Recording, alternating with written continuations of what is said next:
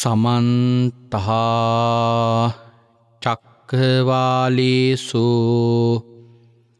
අත්‍රා ගච්ඡන්තු දේවතා සද්ධම්මං මුනි රාජස්ස සුනන්තෝ සග්ග මොක්ඛදං ධම්මස්සවන කාලෝ අයං බදන්තා ධම්මස්සවන කාලෝ අයං බදන්තා ධම්මස්සවන කාලෝ අයං බදන්තා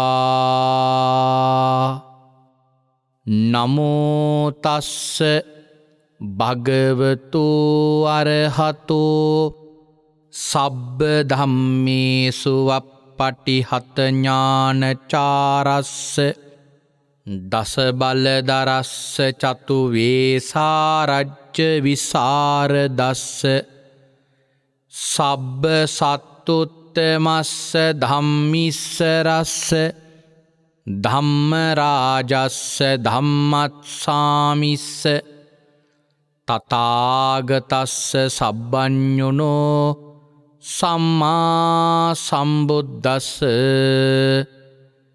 නමෝ තස්ස භගවතු අරහතෝ සබ්බ ධම්මේසු අප්පටිහත ඥානචාරස්ස දස බලදරස්ස චතු වේසාරජ්‍ය විසරදස්ස සබ්බ සත්තුත්තමස්ස ධම්මිස්සරස්ස ධම්මරාජස්ස ධම්මත්සාමිස්ස තථාගතස්ස සබ්බඤුනෝ සම්මා සම්බුද්දස්ස නමෝ තස්ස භගවතු අරහතෝ සබ්බ ධම්මේසු අප්පටිහත ඥානචාරස්ස දස බලදරස්ස චතු වේසාරජ්‍ය විසරදස්ස සබ්බ සත්තුත්තමස්ස ධම්මිස්සරස්ස ධම්මරාජස්ස ධම්මත්සාමිස්ස තථාගතස්ස සබ්බඤුනෝ සම්මා සම්බුද්දස්ස උතුම් වූ භාග්‍යවතුන් වහන්සේට මාගේ උතුම් නමස්කාරය වේවා. ධම්මස්වාමී ලෝකස්වාමී භාග්‍යවතුන් වහන්සේට අයිති ධර්මයක් දේශනා කරන මේ වෙලාවේ මාගේ මොවින් වැරදි වචනයක් පිට නොවේවා, මිත්‍යා දෘෂ්ටික වචනයක් පිට නොවේවා. මගේ අදහසක් ධර්මයට විරුද්ධව පිට නොවේවා. උතුම් වූ භාග්‍යවතුන් වහන්සේගේ සත්‍යම වූ බුද්ධ වචනය භාග්‍යවතුන් වහන්සේ සතුටු වෙන ආකාරයට දේශනා කරන්න මට ශක්තිය ලැබේවා. ඒ සඳහා සියලු ආර්යයන් වහන්සේලාගේ අනුග්‍රහය ලැබේවා. සියලු සත්පුරුෂයන් වහන්සේලාගේ අනුග්‍රහය ලැබේවා. සියලු ශාසන ආරක්ෂකයින් වහන්සේලාගේ අනුග්‍රහය ලැබේවා.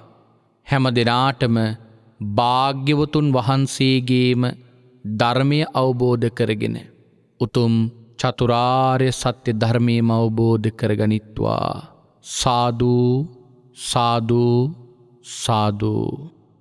ධර්ම ශ්‍රවණාබිලාසී ශ්‍රද්ධා බුද්ධ සම්පන්න කාරුණික ගුණගරුක පින්වත්නි, අද මේ පින්වත් හැම දිනාම මේ වෙලාවේ බලාපොරොත්තු වන්නේ භාග්‍යවත් අරහත් සම්මා සම්බුදුරජාණන් වහන්සේ විසින් ඔබෙත් මගෙත් නිවන පිණිස මහා කරුණාවෙන් දේශනා කොට වදාළ සුවාසූ දහසක් ධර්මස්කන්ධයන් අතරින් ඊ타ත්ම වටින ධර්මකාරණාවක් ශ්‍රවණය කරන්නයි මේ පින්වතුන් පිරිස බලාපොරොත්තු වන්නේ.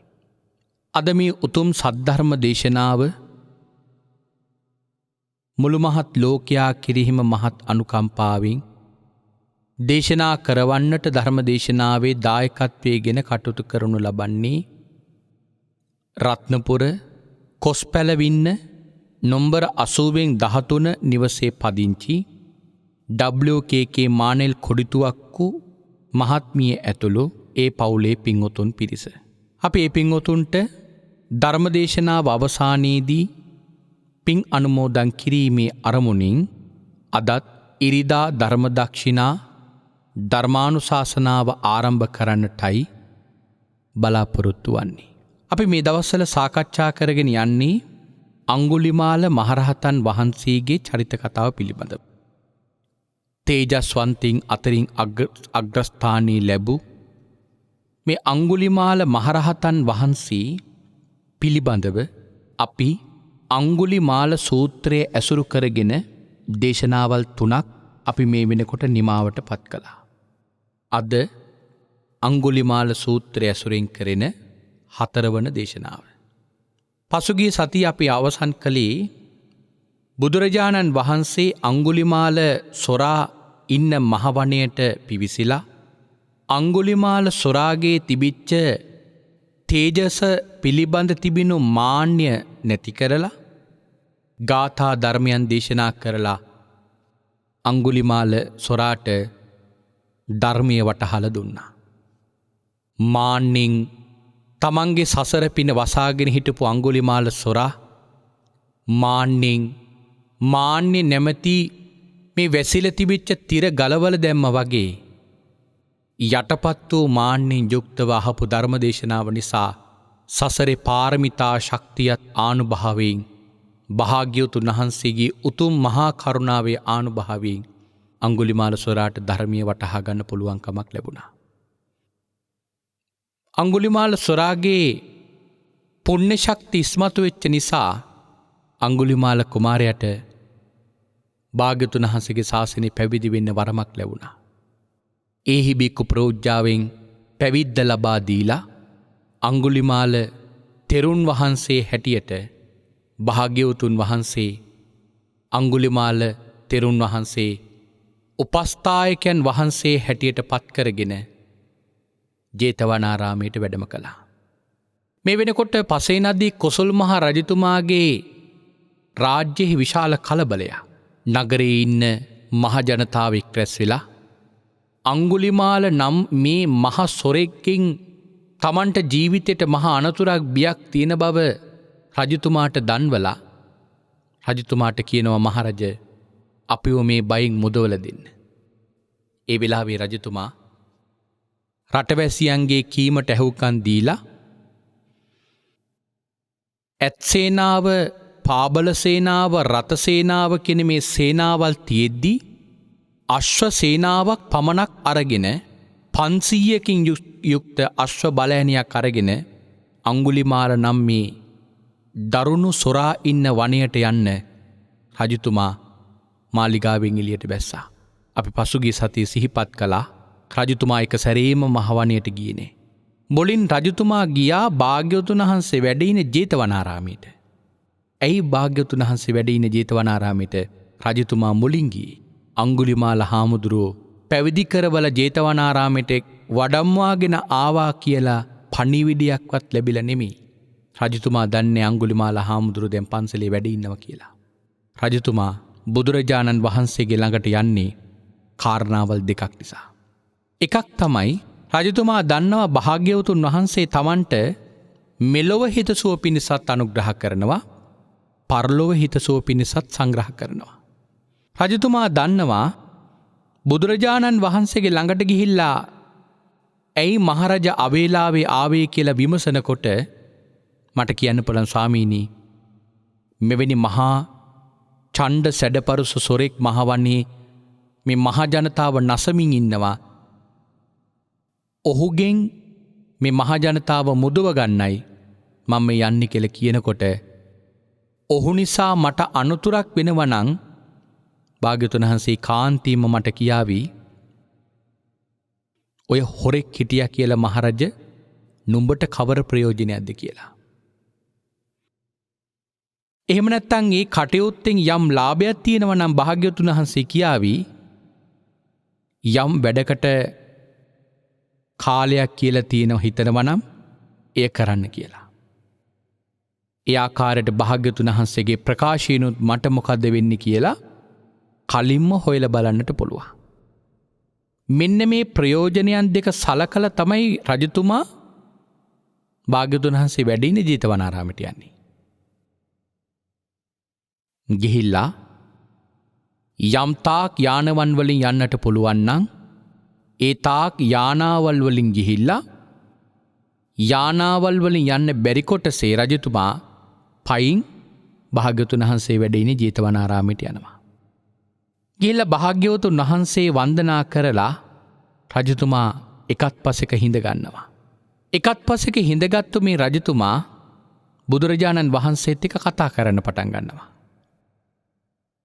භාග්‍යවතුන් වහන්සේ කවදාවත් එන කෙනෙකුට එක පාර්ටම බණ කියන පටන් ගන්නේ නෑ. ඒ ආචාර ගෝචර සම්පන්න භාවයෙන් ඉහළින්ම වැඩ ඉන්න භාග්‍යවතුන් වහන්සේ. භාග්‍යවතුන් වහන්සේ කවදාවත් තමන් වහන්සේගේ ළඟට එන ශ්‍රාවකයෙකුටවත් එක සැරේටම ධර්ම දේශනා කරන්න පටන් ගන්නේ නෑ. ඒකට ආරම්භයක් භාග්‍යවතුන් වහන්සේ කතාවෙම පටන් ගන්නවා. සමහරලාට මේ ආචාර ගෝචර සම්පන්න භාවය අප තුලත් ඇති කරගත යුතු දියුණු කරගත යුතු ලක්ෂණයක්.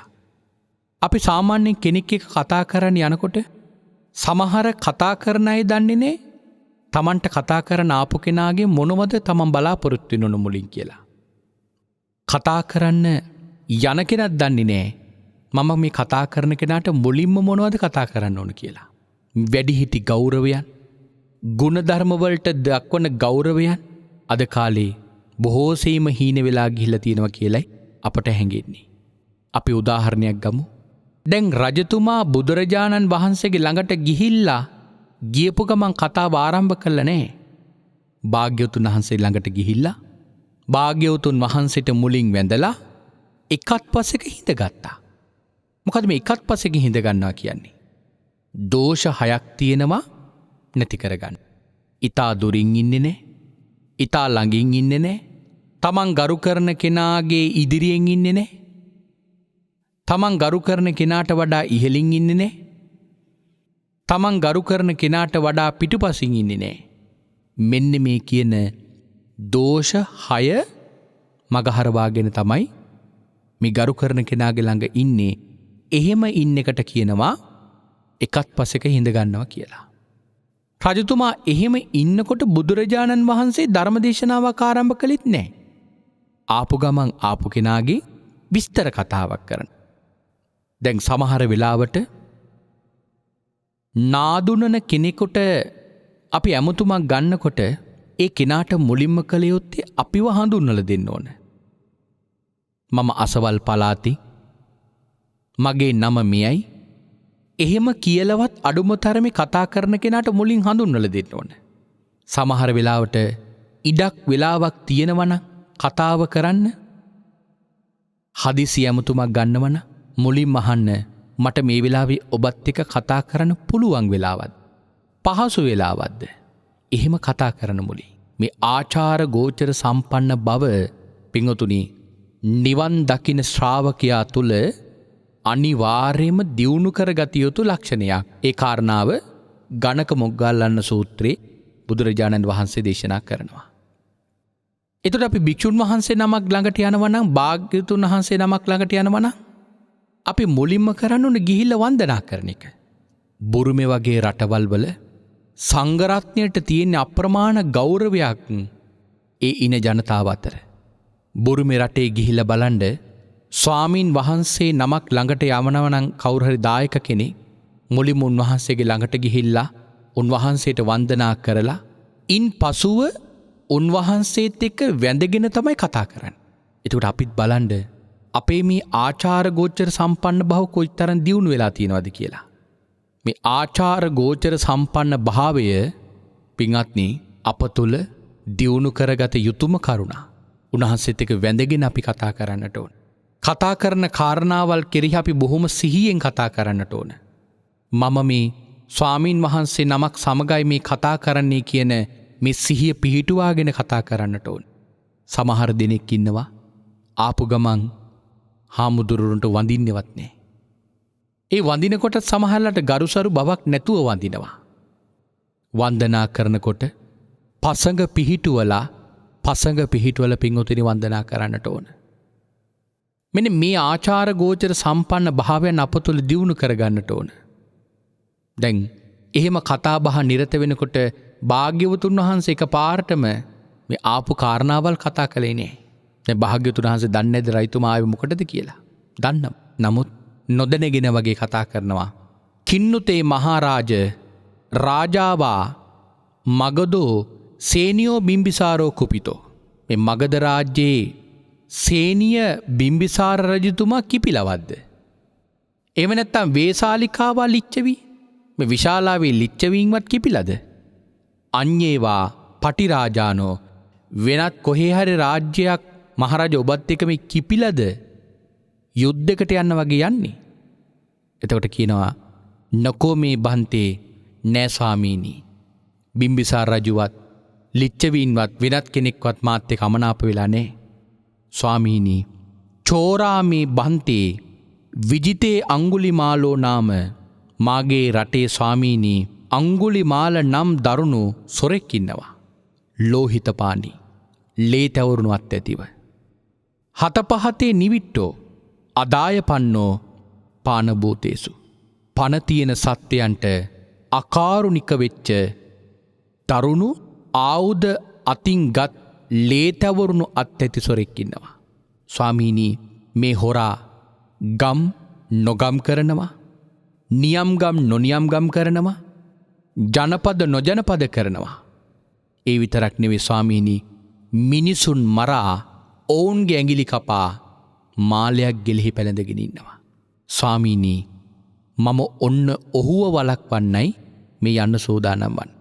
බුදුරජාණන් වහන්සේ අහනවා සචේපනත්වං මහරජ. මහරජ ඔබ අංගුලිමාලං පස්සේ යාසීමි. අංගුලිමාල මෙන්න මෙහෙම දැක්කොතින් ඔබ මොකක් කරයිද? කොහොම දැක්කොද? කේසමස්සුම් ඕහාරෙත්වා කාසායානි වත්තානි අච්ඡාදෙත්වා අගාරස්මා අනගාරියන් පබ්බජිතයන්. මේ කෙස් රැවුල් බහලා කසාවත් හැඳගෙන ගිහිගෙන් නික්මිලා පැවිද්දෙක් හැටියට මහරජ අංගුලිමාල ඔබව දැක්කොතින් ඔබ මොකක්ද කරන්නේ? එතකොට කියනවා විරතං පානාතිපාතා විරතං අදින්නාදානා විරතං මුසාවාදා ඒක බත්තිකං බ්‍රහ්මචරියං සීලවන්තං කල්යාණ ධම්මා. ප්‍රාණඝාතෙන් බොරු කීමෙන් විකාලේ වැළඳීමෙන් බ්‍රහ්මයන්ට සුදුසු වූ මේ රාගයෙන් ඉවත් වෙලා සීලවන්ත සොඳුරු දහම් සහිතව මෙහෙම හිටියොත් මහරජව මොකද්ද කරන්න කියලා අහනවා. ඒ වෙලාවේ කියනවා අභිවාදෙය්‍යාමාවා බන්තේ. රජතුමා කිසිම වෙලාවක බලාපොරොත්තු වෙච්ච නොවිච්ච කාරණාවක් භාග්‍යවතුන් වහන්සේ මේ අහන්නේ. රජතුමා ඒ වෙලාවේ කියනවා ස්වාමීනි වෙන මොනව කරන්නද? සංඝ රත්නයට වන්දනාවක් කරන්න යම්සේද ආන් ඒ විදියටම මම ඔහුටත් වන්දනා කරනවා කිව්වා. මම ඉඳගෙන ඉන්න ආසනේ නැගිටලා උන්වහන්සේට වාඩි වෙන්න දෙනවා කිව්වා. සිව්පස දානේ මම සංග්‍රහ කරනවා කියනවා. භාග්‍යවතුන් වහන්සේ ධාර්මික වූ රක්ෂණාවරණයක් සංවිධානය කරනවා කියනවා. ඒ වෙලාවේදී රජතුමා අහනවා හැබැයි ස්වාමීනි ඒ වගේ පෞකාර දුස්සීල පාපධර්ම තියෙන කෙනෙක් ස්වාමීනි කොහොමද අපි හික්මවන්නේ? කොහොමද අපි හෝ සිල්වන්තෙක් කරවන්නේ? ඒක නම් කොහොම වෙන්නද කියලා රජතුමා භාග්‍යවතුන් වහන්සේගෙන් ප්‍රශ්නයක් අහනවා. නමුත් ඒ වෙනකොටත් අංගුලිමාල හාමුදුරුවෝ බුදුරජාණන් වහන්සේගේ ළඟින්ම වැඩ ඉන්නවා. භාග්‍යවතුන් වහන්සේගේ අදිෂ්ඨාන ශක්තියෙන් අංගුලිමාල හාමුදුරුවෝ නොපෙනෙන විදියට සලස්වලා ඉන්නවා. රජතුමා මේ කාරණාවල් ටික කියාගෙන යනකොට රජතුමා කිසිදා බලාපොරොත්තු වෙච්ච නොවිච්ච දර්ශනයක් භාග්‍යවතුන් වහන්සේ පෙන්නනවා. භාග්‍යවතුන් වහන්සේ රජතුමාට කියනවා ආන් මහරජ අරයින් අංගුලිමාල තෙරුන් කියලා. භාග්‍යවතුන් වහන්සේගේ දක්කිනං බාහුන් පග්ග හෙත්වා දකුණු අතින් දකුණු බාහුවෙන් අංගුලිමාල තෙරුන් වහන්සේ වැඩ ඉන්න දිසාව පෙන්වලා අංගුලිමාල තෙරුන් වහන්සේවත් පෙන්නනවා. රජතුමාට කියනවා ආං අතනයි අංගුලිමාල තෙරුන් වහන්සේ වැඩ ඉන්නේ කියලා. මුළු ජම්බුද්වීපයටම මහා බයක් ඇති කරවන තමන්ගේ විජිතේ සියලු ජනතාවට මහත් බියක් ඇති කරවන මිනිසුන් මරා ඇඟිලි මාලයක් පැළඳගෙන හිටපු මේ ඡණ්ඩ සැඩ පරුෂ මේ සොරාව කසාවත් දරාගෙන බුදුහාමුදුරන්ගේ ළඟ වැඩ ඉන්නවා කියන කාරණාව කවදාවත් කොසොල් මහරජතුමා බලාපොරොත්තු වෙච්ච වචනයක් නෙමෙයි. නමුත් බලාපොරොත්තු වෙච්චවත් නැති දෙයක් සිදු වුණු නිසා රජතුමාගේ හිතේ ඇතිවෙච්ච බිය තව තවත් වැඩි වෙන්න පටන් ගත්තා. අතකෝ රාජා රඤ්ඤෝ පසේ නදිස්ස කෝසලස්ස අහු දේවං භයං. රජතුමාගේ හිතට මහත් බයක් ඇති වුණා. අහුං චම්බි තත්තං වෙවුලීමක් ඇති වුණා. අහු ලෝමහංසෝ ලොමු දැහැ ගැන්වීමක් ඇති වුණා. රජතුමාගේ මේ බිය තැති ගැනීම ඇතිවෙච්ච වෙලාවේ භාග්‍යවතුන් වහන්සේ දැනගෙන රජතුමාට කියනවා මා බහයි මහරජ නත්තිතේ ඊතෝ භයං. මහරජ බය වෙන්න එපා. ඔහුගෙන් තොපට බයක් ඇති වෙන්නේ නැහැ කියලා කියනවා. එතකොට හිතලා බලන්න මා පසුගිය සතියේ දේශනාවේදී ඔබට මතක් කරා බන්දුල සේනාධිපතිගේ මේ දක්ෂතාවය. ඒ කතාව මම දේශනා කරලා ඔබට පෙන්නුවේ මේ ජම්බුද්වීපයේම දක්ෂ සටන්කාමින් 3 දෙනෙක් හිටියේ. බන්දුල සේනාධිපතිගේ කාය බලය එපමණ නම් කොසොල් මහරජතුමාගේ කාය බලය කොච්චර ප්‍රබලද? එතරම් කාය බලයක් තියෙන කොසොල් මහරජතුමා තනියෙන් නෙවෙයි අංගුලිමාල ළඟට යන්නේ. අංගුලිමාල සොරාගේ ළඟට යන්නේ 500ක් අශ්ව සේනාවක් සමග. මහ පිරිවරක් සමග යන්නේ. නමුත් අංගුලිමාල කුමාරයා පිළිබඳ කොයි තරම් බයක් රටපුරා ඇතිවෙලා තිබුණද කියලා කියනවනම් එතරම් තේජවන්තභාවයක් එතරම් ශූර බවක් තිබිච්ච රජතුමා පවා මහසේනාවක් අරගෙන ආවත් අංගුලිමාල හාමුදුරගේ දර්ශනය දකිනකොට කසාවත් දරාගෙන ඉන්න දර්ශනය දකිනකොට රජතුමාගේ හිතේ බයක් ඇති වෙනවා.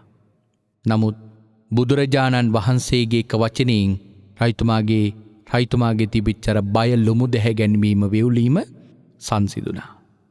අටකතාවේ දක්වනවා රජතුමාට පමණක් නෙමෙයි මේ ආපු සේනාවටත් ওই බය ඇති වුණා.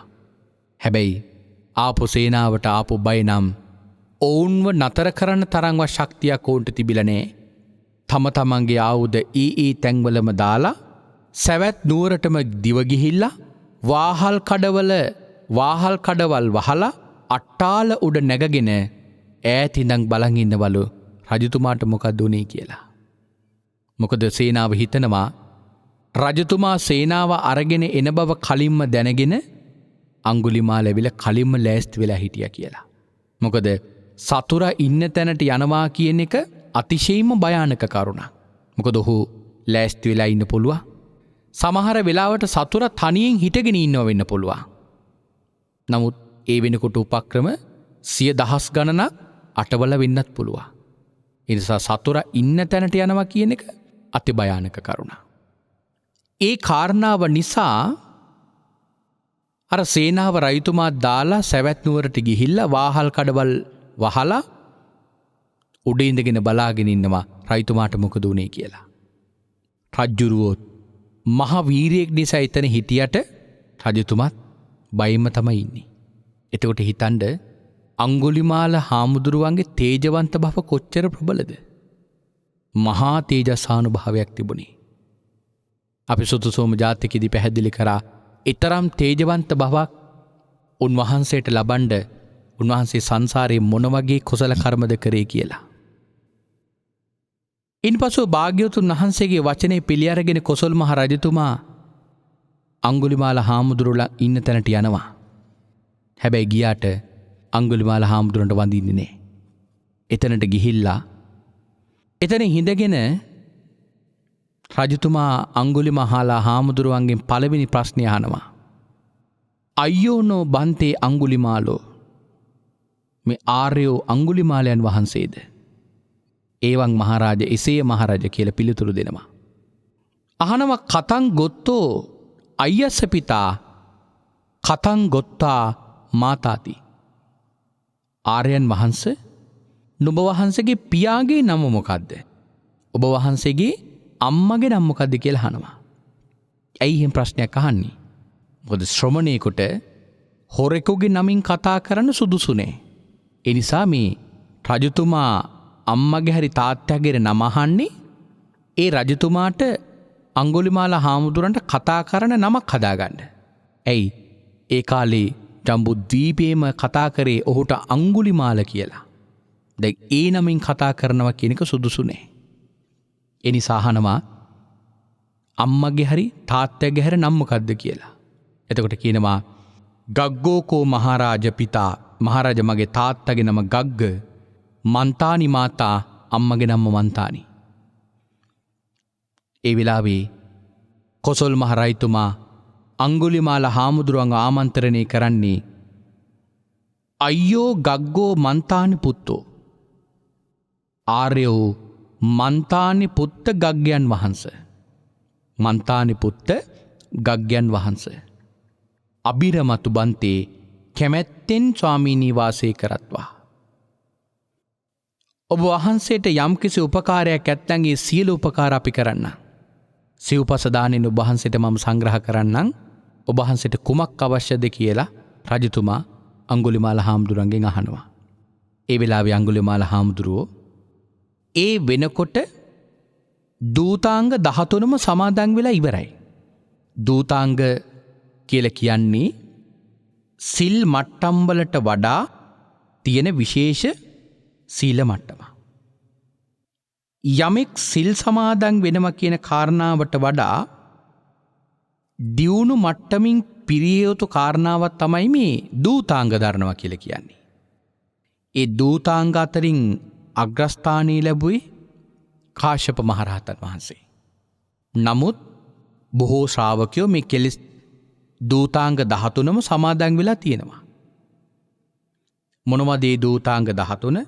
පාංශකූලිකාංගය, පිණ්ඩපාතිකාංගය, තෙචීවරකාංගය, සපදානවාරිකාංගය, ඒකාසනිකාංගය, පත්තපිණ්ඩිකාංගය, කළුපච්චා බත්තිකාංගය, ආරඤ්ඤිකාංගය, රුක්කමූලිකාංගය, අබ්බෝකාසිකාංගය, සේනාසනිකාංගය, යතා සන්තාන්තිකාංගය, නේසජ්ජිකාංගය. මෙන්න මේක තමයි දූතාංග 13 හැටියට ධර්මයේ සඳහන් කරලා තියෙන්නේ. මේ දූතාංගයක් දරනවා කියලා කියන්නේ නිවනට අතිශයින්ම සමීපයි කියන එකයි. නිවන් දකින ශ්‍රාවකයන්ට අතිශයින්ම සමීප වූ කාරණාවක් තමයි මේ දූතාංග සමාදානය කියලා කියන්නේ. ඕනම කෙනෙකුට පින්වතුනි මේ දූතාංග දරන්න පුළුවන්. හැබැයි ගිහි පින්වතුන්ට නම් මේ දූතාංග 13න් දූතාංග 3යි දරන්නට පුළුවන්. ඒකාසනිකාංගයයි, පත්තපිණ්ඩිකාංගයයි, නේසාජිකාංගයයි කියන මේ දූතාංග 3 තමයි විශේෂයෙන්ම දරන්නට පුළුවන්. හැබැයි සංසාරේ පැවිදි වෙලා හරි දූතාංග හොඳට 13ම සමාදන් වෙලා ඉන්න අය තමයි බුද්ධෝත්පාද කාලයක ගිහි භාවයෙන් රහත් බව ලබන්නේ. අපේ ශාසනයේ බොහෝ දෙනෙක් හිටියා ගිහිව රහත් වුණු අය. ඒ ගිහිව රහත් වුණු අය අතර බොහෝ දෙනෙක් පින්වතුනි ගිහි භාවයෙන් රහත් බව ලබන්නට තරම් පුණ්‍යවන්ත වෙලා ඉන්නේ සංසාරේ මේ දූතාංග 13 සමාදන් වෙච්ච නිසා. ඒක විශේෂ කරුණක්. අපිට දූතාංග 13ම මේ මොහොතේ සාකච්ඡා කරන්න තරම් කාල වේලාවක් නැහැ. නමුත් මේ දූතාංග 13 කියලා කියන්නේ අති විශේෂ කාරණාවක්. දැන් මේ අංගුලිමාල හාමුදුරුවෝ මේ වෙනකොට දූතාංග 13ම සමාදන් වෙලා. පාංශුකූල සීවර පමණයි පළඳින්නේ. තුන් සිවුරෙන් විතරයි යැපෙන්නේ. පිණ්ඩපාතයෙන් විතරයි දානය වළඳන්නේ. සපදානචාරිකංගය කියලා කියනවා යම්කිසි ගමක මුලින් පටන්ගත්තොත් එක ගෙදරක්වත් මගහරින් නැතුව හැම ගෙදරකටම පිණ්ඩපාතේ ගිහිලා තමයි නතර වෙන්නේ. ඒකාසනිකංගේ කියන නම් වූ දවසකට එක වේලක් තමයි දානේ වළඳන්නේ. පත්තපිණ්ඩිකාංගේ නම් වූ පාත්‍රයට වැටෙන ප්‍රමාණයක් විතරයි වළඳන්නේ. කළුබච්චා බත්තිකංගේ ආරඤ්ඤිකංගේ කියන මෙන්න මේ දූතාංග 13ම අඟුලිමාල හාමුදුරුවෝ දරලා ඉන්නේ. පිංගතුනි, මේ අඟුලිමාල හාමුදුරුවෝ ඒ නිසා රජතුමාට කියනවා මක් නෑ මහරජ, අලං මහරජා පරිපුන්නං මේ චීවර. කමක් නෑ මහරජ, මට සිවුරු පරිපූර්ණයි. ඊළඟට භාග්‍යවතුන් වහන්සේගේ ළඟට නැවත රජතුමා ගිහිල්ලා භාග්‍යවතුන් වහන්සේට වැඳලා එකත් පසෙක වාඩි වෙනවා. ඉඳගෙන රජතුමා ප්‍රකාශ කරනවා, ආශ්චර්යයි ස්වාමීනි, අද්භූතයි ස්වාමීනි. යාවංචිදං බන්තේ භගවා අදන්තානං දමේතා අසන්තානං සමේතා අපරිනිබ්බුතානං පරිනිබ්බාපේතා. ආශ්චර්යයි ස්වාමීනි, අද්භූතයි ස්වාමීනි, භාග්‍යවතුන් වහන්සේ ඉන්ද්‍රියන් දමනයේ නැති පුද්ගලයන්, ශාන්ත නෝ පුද්ගලයන් ශාන්ත භාවයට පත් කරනවා, නිවුණු නැති පුද්ගලයන් නිවුණු පුද්ගලයන් බවට පත් කරනවා. භාග්‍යවතුන් වහන්සේ අපට ඒ හැකියාව නැහැ. ඔබ වහන්සේ අපට නැති හැකියාවකින් මේ සියල්ලෝම දමනය කරනවා. කඩුවක්වත් අතින් නොදරමින්, ආයුධයක්වත් අතින් නොදරමින්, දණ්ඩක්වත් අතින් නොදරමින් භාග්‍යවතුන් වහන්සේ ඔබ වහන්සේ මේ පුද්ගලයන්ව දමනය කරනවා. මෙහෙම භාග්‍යවතුන් වහන්සේ පිළිබඳ පැහැදීමෙන් රජතුමා කතා කරලා භාග්‍යවතුන් වහන්සේට කියනවා, මයං බන්තේ ගච්ඡාම බහුකිච්ඡා මයං බහුකරණීයා. ස්වාමීනි, මට වැඩ ගොඩාක් තියෙනවා, මම යන්නම්. බොහෝ කළ යුතු කටයුතු තියෙනවා. යස්සදානි මහරජා කාලං මඤ්ඤසි. හොඳයි මහරජ, යම් කාර්යයකට කාලය ලැබිලා තියෙනවා නම් ඒ මේ කාලයයි මහරජ. ආන් ඒ වෙලාවේ බුදුරජාණන් වහන්සේට වැඳලා තමයි භාග්‍යවතුන් වහන්සේගේ ළඟින් නැගිටලා තියෙන්නේ. ඒතර බලන්න, උන්වහන්සේට යනකොටත් වන්දනා කරලා ගිහිලා තියෙන්නේ. ආපු ගමන් වැඳ කියන එක විතරක් නෙවෙයි, යන වෙලාවෙත් වන්දනා කරගෙන තමයි ගිහිලා තියෙන්නේ. ඒතර වඳිනකොට නිකම්ම වැඳලා නෑ, බුදුරජාණන් වහන්සේට ප්‍රදක්ෂිනා කරලා තමයි වැඳලා තියෙන්නේ. අතකෝ රාජා පසේ නදී කෝසලෝ උට්ටායාසනා භගවන්තං අභිවාදෙත්වා පදක්කිනං කତ୍වා පක්කාමි. මේ ප්‍රදක්ෂිනා කරලා තමයි වැඳලා තියෙන්නේ. ප්‍රදක්ෂිනා කරනවා කියලා කියන්නේ බුදුරජාණන් වහන්සේගේ වටේට 4 ස්ථානෙන් දකුණු අත භාග්‍යවතුන් වහන්සේගේ පැත්තට හැරෙනසේ 3 වරක් ගමන් කරලා තමයි භාග්‍යවතුන් වහන්සේට වන්දනා කරලා එතනින් පිවිසලා තියෙන්නේ. මේක තමයි පිංගුතුනි විශේෂම කාරණාව. අපි බුදුරජාණන් වහන්සේගේ ළඟට ගිහිල්ලා මුලින්ම කරන්න ඕන භාග්‍යවතුන් වහන්සේ වන්දනා කරලා ඒ භාග්‍යවතුන් වහන්සේට ගෞරව කරලයි අපි යමක් පූජා කරනව නම් පූජා කරන්නට ඕන. දැන් ඒ කාර්යයන් සියල්ලක්ම ඉවර වෙලා ඉන් අනතුරුව එතනින් පිටත් වෙනකොටත් භාග්‍යවතුන් වහන්සේට වැඳලායි පිටත් වෙලා තියෙන්නේ. එhmenan මේ ආචාර ගෝචර සම්පන්න භාවයන් පිටුතේ අප තුළ දියුණු කරගන්නට ඕන. අපට අදටත් මේ බුදුරජාණන් වහන්සේට ජීවමාන සංඥාවෙන් ওই සියලු උපස්ථාන කරන්නට පුළුවන්. ජීවමාන සංඥාව කියලා කියන්නේ භාග්‍යවතුන් වහන්සේ මේ වෙලාවේ වැඩ ඉන්නවා කියන සංඥාවයි. බුදුරජාණන් වහන්සේ වැඩ ඉන්නවා කියන සංඥාවෙන් භාග්‍යවතුන් වහන්සේට පිංගුතුනි අපි උපස්ථාන කරන්නට ඕන. අපි සෑමලුවකට ගිහිල්ලා ඒ සෑමලුවේ 4 ස්ථානියම ප්‍රදක්ෂිනා කරන්නට ඕන. දකුණු අත සෑය දිසාවට හරවගෙන 4 ස්ථානියෙම වන්දනා කරගෙන අපට යන්නට පුළුවන් නම් ඒක තමයි නිවැරදිම වන්දනාව කියලා කියන්නේ. චෛත්‍යයක් ළඟට ගියා, අපි විහාරයක් ළඟට ගියා, අපි බෝධියක් ළඟට ගියත් මේ වන්දනාවල් සියල්ලක් මඩුවක් පාඩුවක් නැතුව කරන්නට ඕන. රජතුමා හිම වන්දනා කරලයි භාග්‍යවතුන් වහන්සේගේ ළඟින් නික්මුණේ. ඒ වෙලාවේදී අංගුලිමාල තෙරුන් වහන්සේ පාත්‍ර සිවුරු අරගෙන පිණ්ඩපාතේ වඩිනවා. සපදාන චාරිකාං කියන පිණ්ඩපාතික ක්‍රමයට මේ දූතාංගේ දරලා තියෙන නිසා ගෙවල් වලින් අනුපිළිවෙලින් තමයි උන්වහන්සේ පිණ්ඩපාතේ වඩින්නේ. උන්වහන්සේ හිම වඩින ගමන් උන්වහන්සේට දකින්න ලැබෙනවා එක්තරා ස්ත්‍රියක් දරුවෙක් කුස තුල පිළිසිඳගෙන ඒ ගැබ් වේදනාවෙන් බොහෝසෙයිම පීඩා විඳිනවා.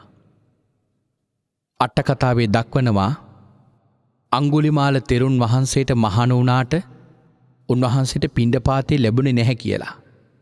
ඒ ස්ත්‍රිය අතිශයින්ම පීඩා විඳින බව දැකලා තෙරුන් වහන්සේට මෙහෙම හිතෙනවා.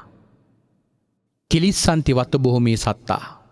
මේ සත්වයෝ අතිශයින්ම දුක් විඳිනවා. පිටුතරි බලන්න සීලේ ආනුභාවයේ කොච්චර බලවත්ද? යමෙක් හරියට සිල්වන්ත වෙනවා නම් ඕනම ඡණ්ඩ ෂඩ පරුස ධාමරික වූ ගති ඇති අය පවා ඒවයින් මුදවන්නට පුළුවන්. අද කාලේ අද බොහෝ දෙමව්පියෝ දරුවෝ පිළිබඳව නගන ලොකුම චෝදනාවත් එයයි. මගේ දරුවෝ හරි මුරණ්ඩුයි. මගේ දරුවෝ කීන දේ අහන්නේ නැහැ. පින්වතුනි මේ කාරණාවේදී හොඳම උදාහරණය තමයි මේ අංගුලිමාල හාමුදුරන්ගේ කතාව. බලන අංගුලිමාල හාමුදුරුවෝ සීලවන්තයෙක් බවට පත්වෙච්ච නිසා ඒ සීලේ කොයිතරම් ආනුභාවයක් තියෙනවද කියලා කියනවනම් ගර්භණී කාන්තාවගේ මේ ප්‍රසූත වේදනාව දිහා දැකලා උන්වහන්සේගේ හිතේ ඇය කෙරෙහි මහත් අනුකම්පාවක් හටගත්තා. බලන්න සීලය කොයිතරම් බලවත්ද කියලා. ධර්ම මාර්ගයේ යනකොට කෙනෙකුට අමුතුවෙන් ඒ කෙනාගේ ගති ලක්ෂණ හදන්න දෙයක් නැහැ. ඒ ප්‍රතිපත්ති පුරාගෙන යනකොට ඉබේටම තමන්ගේ ළඟ තියෙන දුර්වලතාවයන් තමන්ට සකස් කරගන්නට පුළුවන්. යමෙක් ධර්ම මාර්ගයේ හරියට ගමන් කරනවා නම් පින්වතුනි ඉන්න තත්ත්වෙන් ඒ කෙනාව අනිවාර්යයෙන්ම සොවල තබන්නට පුළුවන්. ඒකනේ සමහර අය හොඳට බණ අහලා ජීවිත වෙනස් කරගත්තම සමහර දිනෙකට ඒක S2 දකින්න ලැබෙන්නේ. ඉස්සර මේ කෙනා මෙහෙම නෙවෙයි, හරිම සැරයි, හරිම දාමරිකයි, බොහෝ අකුසල කර්ම තමයි කරන්නේ. නමුත් අද මෙහෙම ඉන්නවා දකින්න ලැබීම ප්‍රීතියට කරුණක් කියලා සමහර දෙනෙක් සමහර පුද්ගලයෝ පිළිබඳව වර්ණනා කරනවා.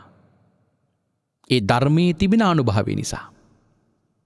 දැන් අංගුලිමාල හාමුදුරුවෝ ආන් ඒ විදියටම හික්මුණු පුද්ගලෙක් බවට පත් වෙලා බුදුරජාණන් වහන්සේගේ ළඟට ගිහිල්ලා භාග්‍යවතුන් වහන්සේට වැඳලා මේ කාරණා ප්‍රකාශ කරනවා.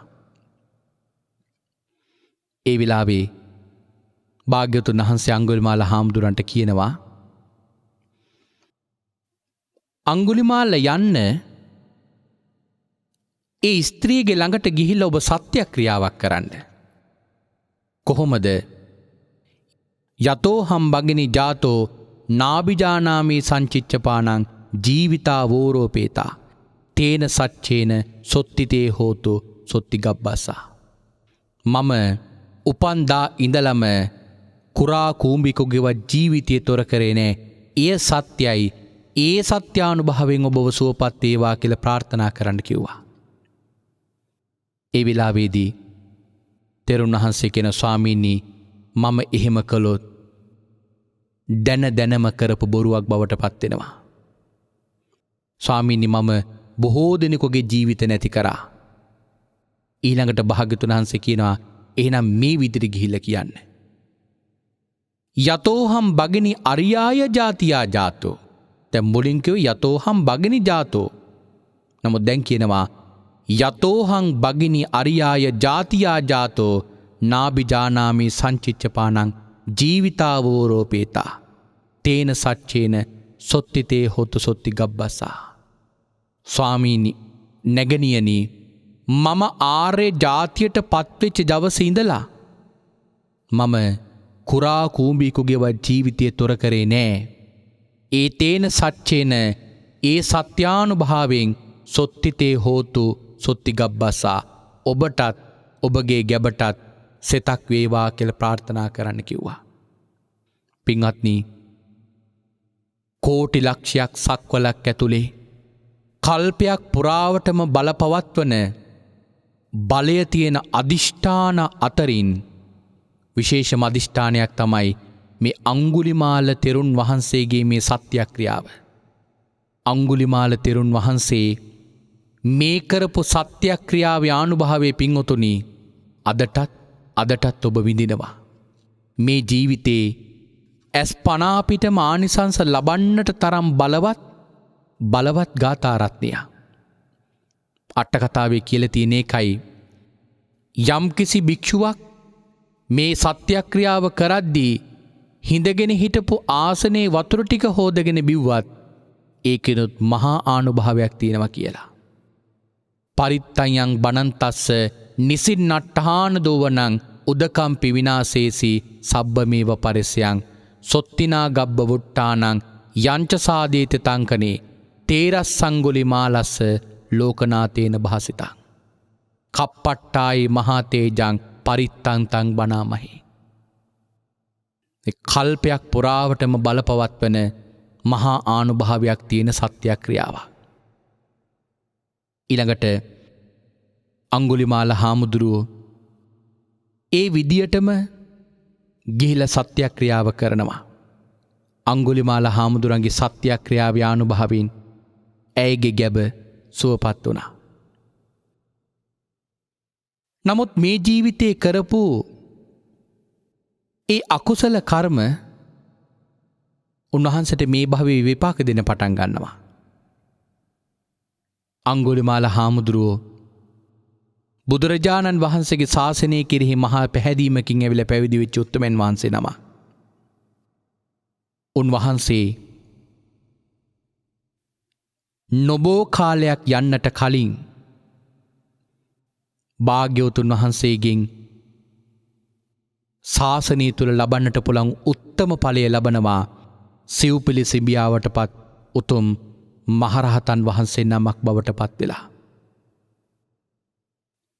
නමුත් උන්වහන්සේ පිණ්ඩපාතේ වඩින හැමදාම උන්වහන්සේ ලේ පෙරාගත්තු හිසින් තමයි පන්සලට වඩින්නේ. සමහර අය හිතලා ගල් ගහනව නෙමෙයි, වෙන පැත්තකට විසිකරන ගලක් ඇවිල්ලා හාමුදුරුවන්ගේ ඇඟේ වදිනවා. වෙනත් පැත්තකට විසිකරන දණ්ඩක් ඇවිල්ලා තෙරුන් වහන්සේගේ ඇඟේ වදිනවා. වෙනත් පැත්තකට විසිකරන ගල් කැබලි ඇවිල්ලා තෙරුන් වහන්සේගේ හිසේ වදිනවා. තෙරුන් වහන්සේ බිඳුණු හිසින් යුක්තව, ලේ ගලන හිසින් යුක්තව, බිඳුණු පාත්‍ර සහිතව, බිඳුණු දෙපට සිවුර සහිතව තමයි භාග්‍යතුන් වහන්සේ ළඟට එන්නේ.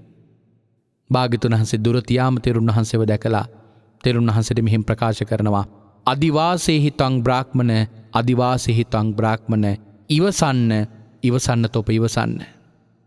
යම් කර්මයකින් විපාකයක් තොපට බොහෝ වර්ෂ ගණන්, වර්ෂ සිය ගණන්, වර්ෂ 100,000 ගණන් නිරේ පැහෙනවා නම් ඒ කර්මයාගේ විපාකයයි මේ ජීවිතේ විඳින්න ලැබෙන්නේ.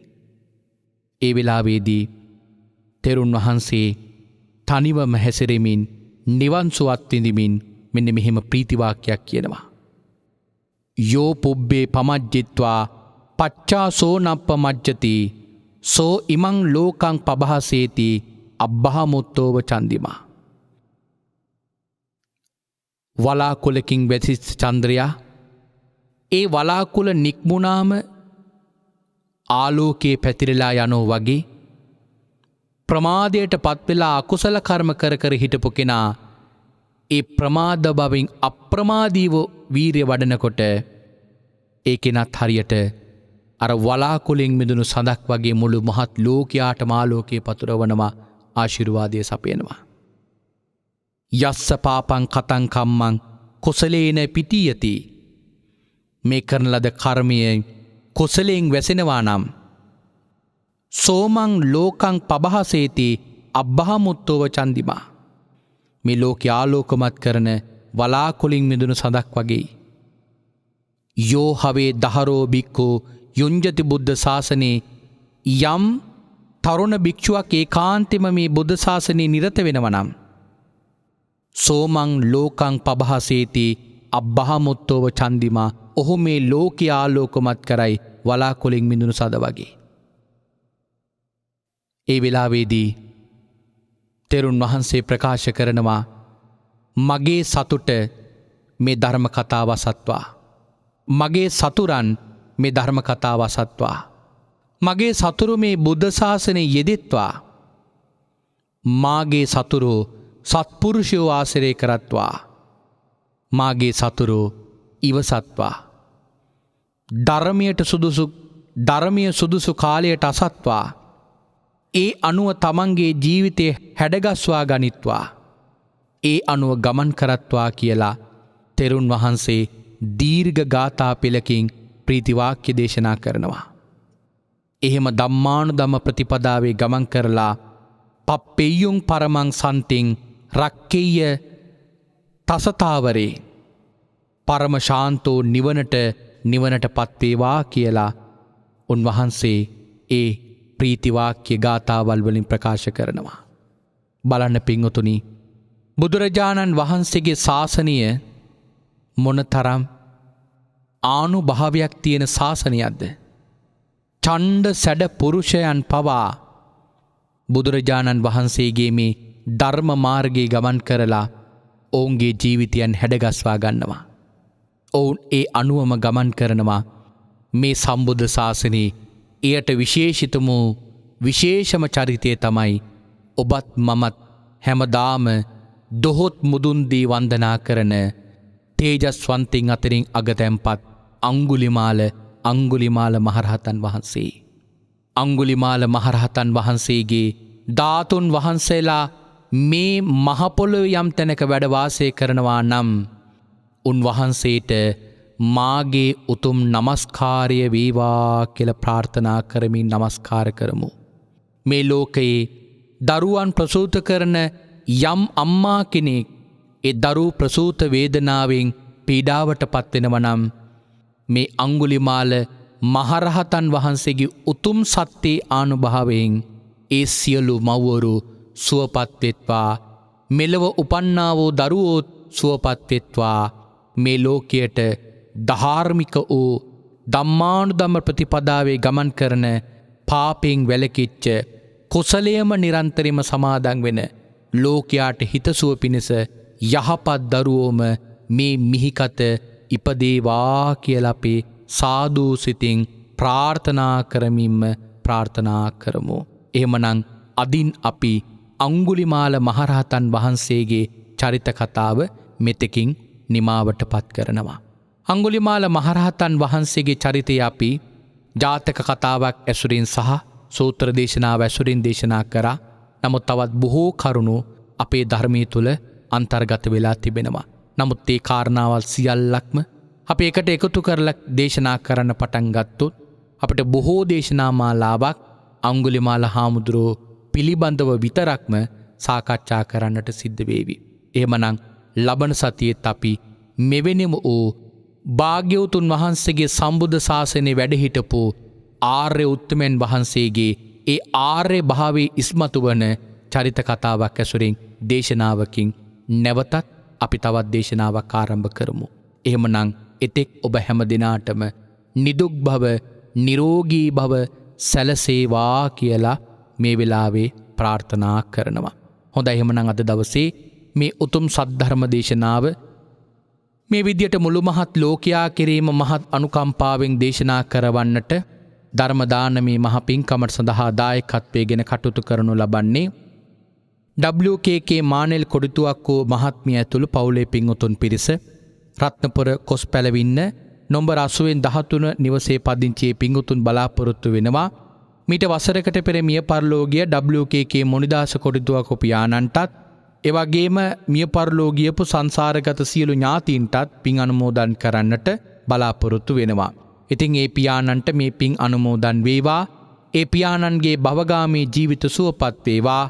ඒ පියාණන්ට ප්‍රාර්ථනා කරන බෝධියකින් මේ උතුම් පින අනුමෝදන් වේවා කියලා අපි මේ වෙලාවේ සාදුකාර දීලා ප්‍රාර්ථනා කරමු. එවගේම වයිලට් කරුණාවතී මැණිකේ, මානෙල් කුමාර, ප්‍රියංගිකා කුමාරි, චින්තක ජයම්පති, ප්‍රසන්න කොඩිතුවක්කු යන මේ දරුවන් සහ බෑනාවරුන් වන තුසිත පුෂ්පකුමාර, ඉන්දික දිසානායක හා ලේලිය චාන්දනී දුල්ගලද, සඳලි ඔනාල්ලි, යශ්මි කෝකිල කියන මේ දරුමුණු පුරන් හැම දෙනාම එකට එකතු වෙලයි ආදරණීය පියාණන් වෙනුවෙන් පින් අනුමෝදන් කරමින් මේ දේශනාවට සම්බන්ධ වන්නේ. එහෙමනම් ඒ හැම දිනාටම මේ උතුම් පින් බලයෙන් නිදුක් නිරෝගී දීර්ඝායුෂ සම්පන්නිය සැලසේවා. එවැගේම සුජීවත්ව සිටින මෑණියන්ට නිදුක් නිරෝගී දීර්ඝායුෂ සම්පන්නිය සැලසේවා කියලා මේ වෙලාවේදී සෙත් ප්‍රාර්ථනා කරනවා. එහෙමනම් රැස් කරගත්තා වූ සියලු කුසල ධර්මයන්ගේ බලයෙන් නිත්නාලිකාවේ සභාපතිතුමන්ටත්, සාමාන්‍ය අධිකාරිතුමන්ටත්, කාර්ය මණ්ඩලයේ පින්වත් හැම දෙනාටමත් මේ පින් අනුමෝදන් වේවා. අවසානයේ ඔබ අප හැම දෙනාටමත් කෙටිම කාලයකින් පහසුම ආකාරයෙන් සුඛ සහගත ප්‍රතිපදාවෙන් සියලු දුකින් මිදෙම්වා. මේ සියලු කෙලෙස් බරින් නිදහස් වෙම්වා. අජර වූ අමර වූ නිවන ලැබ සැනසෙන්නට මේ කුසල් උතුම් පාරමිතාවක්ම වේවායි. සාදු සාදු සාදු කියා අපි ප්‍රාර්ථනා කරමු. ආකාසට්ටහා ච බුම්මට්ටහා දේවානාගා මහිද්దికා පුඤ්ඤන්තං අනුමෝදිත්වා චිරන් රැක්කන්තු සම්මා සම්බුද්ධ ශාසනං, චිරන් රැක්කන්තු සම්මා සම්බුද්ධ දේශනං, චිරන් රැක්කන්තු සම්මා සම්බුද්ධ ශාවකං.